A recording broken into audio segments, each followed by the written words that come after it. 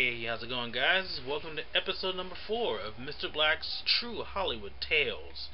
I've been getting some pretty decent feedback so far on these, and I'm really grateful. I'm glad you guys are digging these so far, and some of you are even sharing these, so I really appreciate all the love I've been getting for these.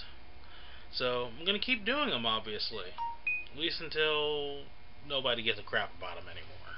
Or I run out of things to talk about, which probably isn't going to happen anytime soon. Anyway, so last week we lost one of our rock and roll icons. We've lost Tom Petty, which makes me sad, especially because I've actually met him before. And I'm going to get to that story later. That is the main refocus, because it's sort of like a little half tribute to him, because since, like I said, I met him before and everything. But there's more that leads into that story. So approximately early 2000s, I think I mentioned it in a previous video how I was working for a eyeglass warehouse company, and I quit for another job and that didn't work out. So I was looking for jobs and everything, left and right and everything. My drummer at the time with my old band, and was working for this guy called Pat Skinner, and he had a landscape lighting company.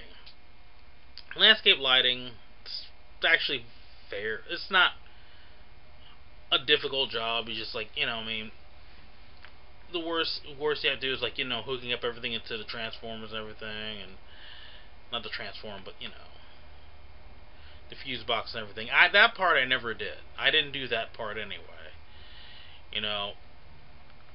Because I got in that job. Most of my job was like digging like smaller trenches. Sometimes laying PVC pipe. You're running like this low voltage wiring that you hook up lights to. I mean, that part actually, the most difficult part about it is maybe like the digging and everything, and you have to make sure it's deep enough so when gardeners are coming through and everything, they don't run over it with a mower or whatever and cut the lines. Weather also, so rain doesn't make it come back up anyway. So that's basically what we did. Sometimes we did service calls, changing bulbs out, because we also put lights up in trees. And around Christmas time, we do Christmas lights. Now, the guy we were working for, Pat Skinner, this guy, he had these big accounts. He had these accounts up in like Beverly Hills and in Malibu, all these places. So a lot of times, some of his clients were famous people. I actually met a few people while doing this. Some of these people were assholes. Some of these people were cool. One year we did Christmas lights, and we actually worked for Brian Wilson from the Beach Boys. And where he lived at was like up in the hills. It's like you come up, I believe it's Coldwater Canyon.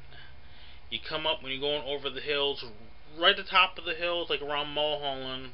I believe that's Mulholland. Right before you go back down, it takes you on the road, takes you down into Beverly Hills area. There's like this, like, it's like a gated community, and we did service calls over there, and we also did Christmas lights over there. And Brian Wilson lived there with his wife. Down the road from him in that same little area, Shaq used to live there, and you could always see Shaq's house at the time because he had these flower arrangement in his front yard shaped like the Superman symbol with the yellow and purple Lakers colors. And he'd drive by sometimes.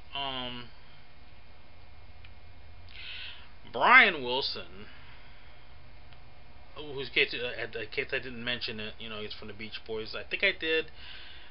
I don't know. That's for people who don't know who the fuck Brian Wilson is. But, I mean, some of you do. But, he was an odd fellow. Strange gentleman. I remember his wife was. She was a bit of a.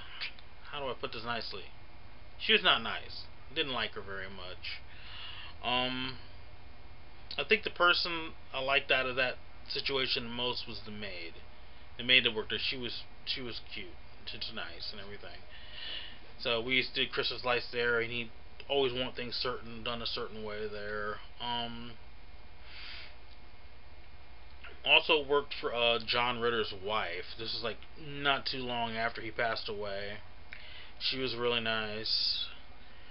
There was another guy, another actor we worked for. He was actually in Toluca Lake, actually. And God, I can't remember his name. He was in a few movies. He's not in really doing anything now.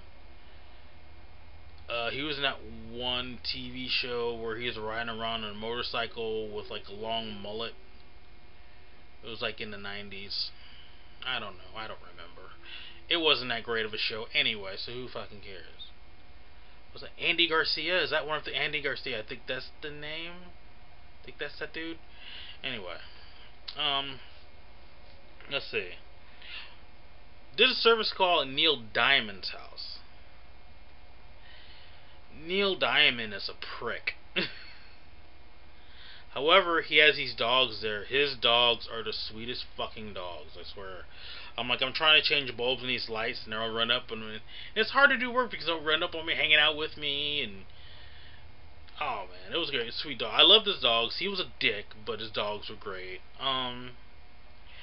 Worked for other various people who I really didn't know who these people were, but they were apparently high profile. You know. There was like I wasn't always working for him because it was like when he didn't have any work, he would lay people off. So Pat Skinner also apparently had an account with fucking Ozzy and Gene Simmons at one point. And I mean, I don't know. I think one of the workers there completely fucked off that account because Pat Skinner would hire some characters. Obviously, if I was working for him. But yeah, my drummer and my ex-drummer and he had another band that he had played with, and one of the guys that was in his band also worked with him. There was a couple other guys we knew, and there was a few people that were just questionable. There was a couple guys that were always drunk or always high, but somehow they ended up getting a job there. I remember there was this one guy everybody used to call Fuzz. And actually, I think he was the one that fucked up that Ozzy account. But, oh my god, that guy. He's just a strange guy. He would just get drunk and rant about stupid shit. Like, fuck it. There must be something in Santa Ana winds. I was like... But yeah, we did a lot of people, I think we did work for somebody who worked for CBS. We used to do their Christmas lights all the time, and they wanted their Christmas lights done a certain way and everything. And did those twice in a row, 2 years in a row. But yeah, there was a lot of people. I don't even remember half the people we worked. We worked for so many people, and some of these people I didn't even know who the fuck they were. But then, leading back into the story, we end up working for Tom Petty. Now, Tom Petty, at that time, this was 1990. No, sorry, not 90. Oh, I'm going way back. Sorry, this is 2004. 2003, 2004. Why am I in the 90s? Where the fuck am I? Anyway, so he had a place in Malibu. Oh, so this place.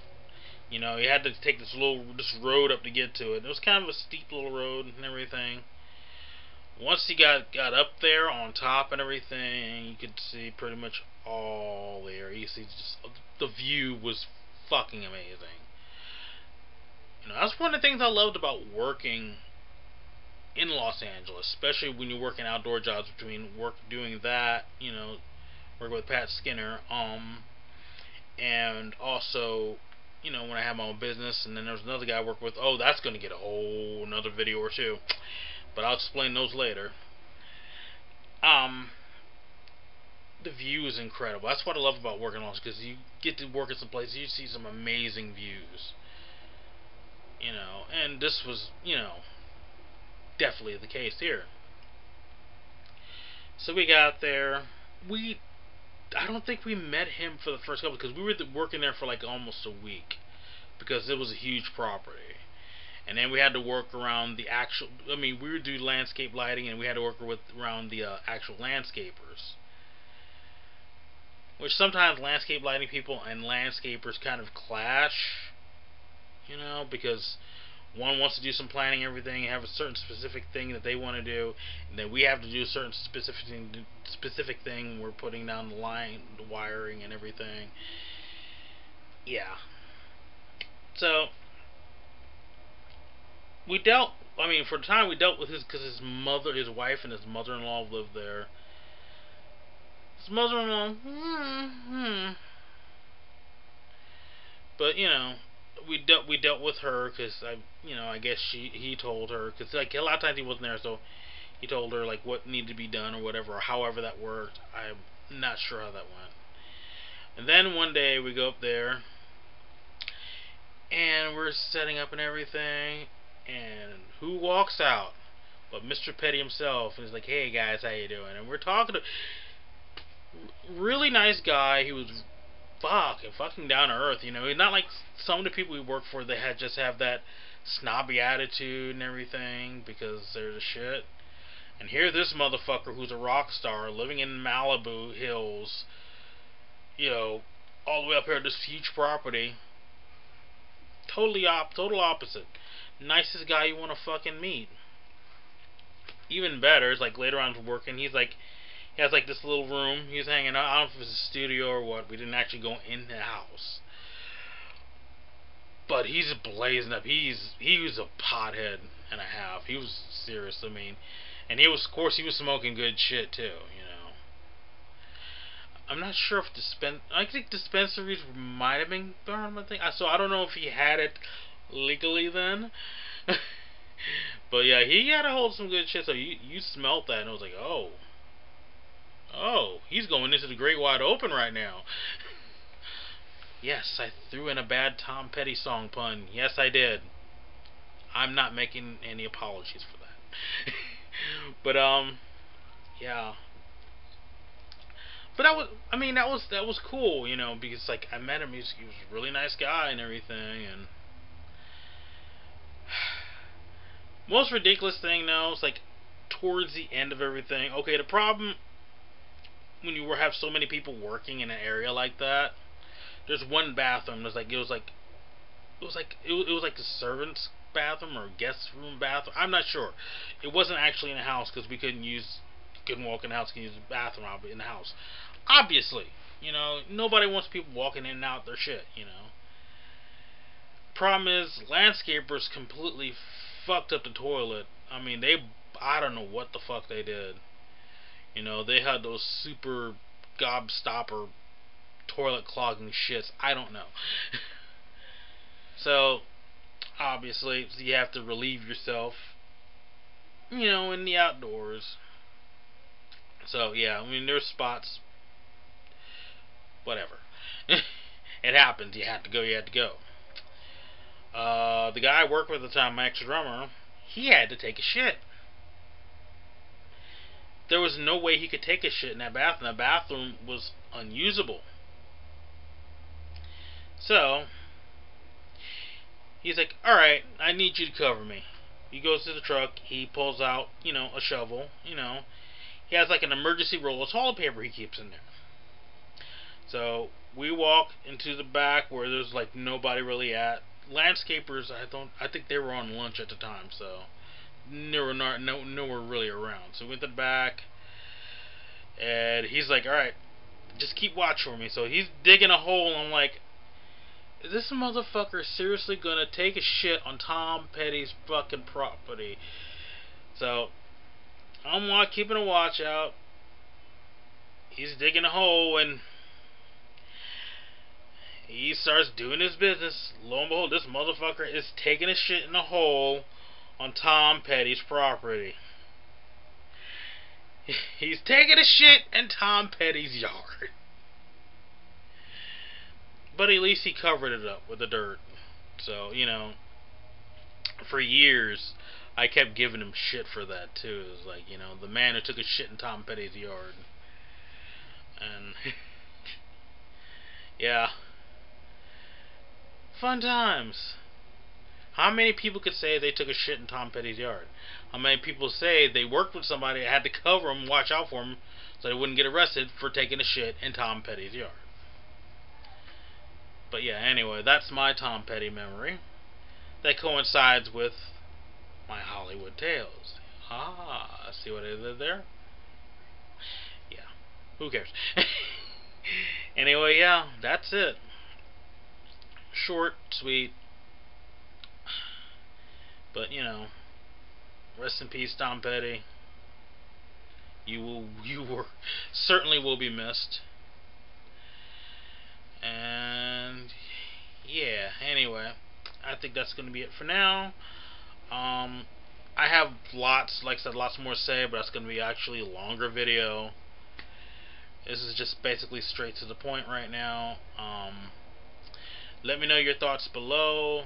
If you have any stories like similar to this you want to share, I'm trying to be more interactive with the comment section, so please leave me some comments.